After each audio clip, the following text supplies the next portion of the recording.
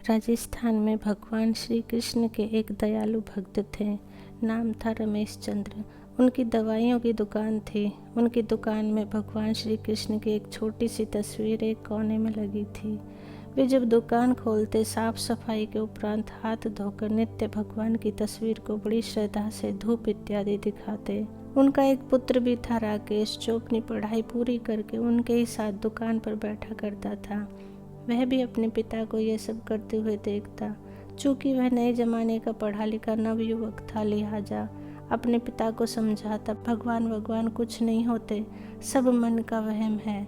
शास्त्र कहते हैं कि सूर्य अपने रथ पर ब्रह्मांड का चक्कर लगाता है, जबकि विज्ञान ने सिद्ध कर दिया कि पृथ्वी सूर्य का चक्कर लगाती है।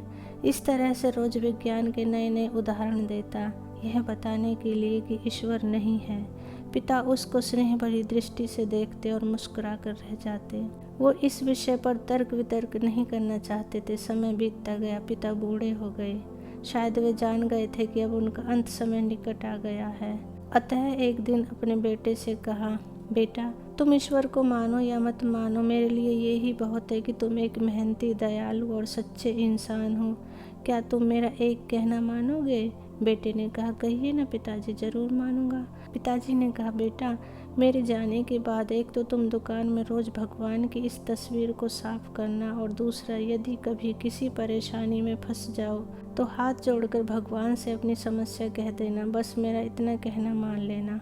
बेटे ने स्वीकृति दे दी। कुछ ही दिनों के बाद पिता का देहांत हो गया। समय गुजरता रहा। एक दिन बहुत तेज बारिश पड़ रही थी। राकेश दुकान में दिन भर बैठा रहा और ग्राहकी भी कम हुई। ऊपर से बिजली भी बहुत परेशान कर रही थी।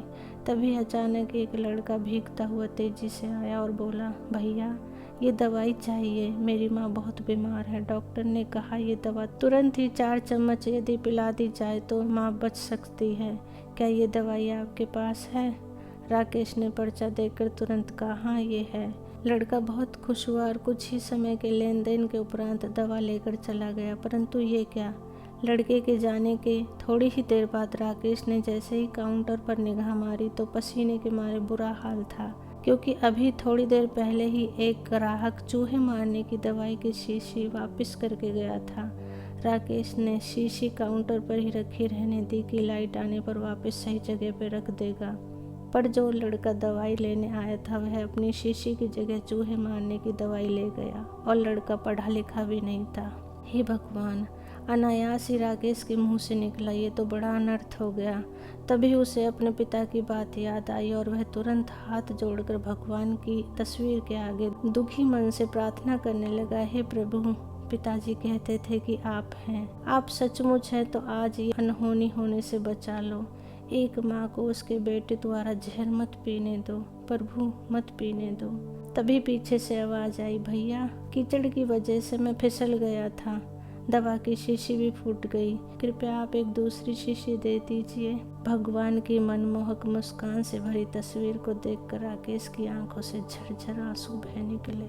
उसके भीतर एक विश्वास जाग गया था कि कोई है जो सृष्टि चला रहा है, जिसे कोई खुदा कहता है, कोई परमात्मा, कोई भगवान। दोस्तों, प्रेम और भक्ति से भरे हृदय से की गई प्रार्थना कभी भी अनसुनी नहीं की जाती। सदा खुश रहो दोस्तों। कहानी अच्छी लगी हो तो प्लीज़ लाइक, शेयर और सब्सक्राइब करें। Thank you.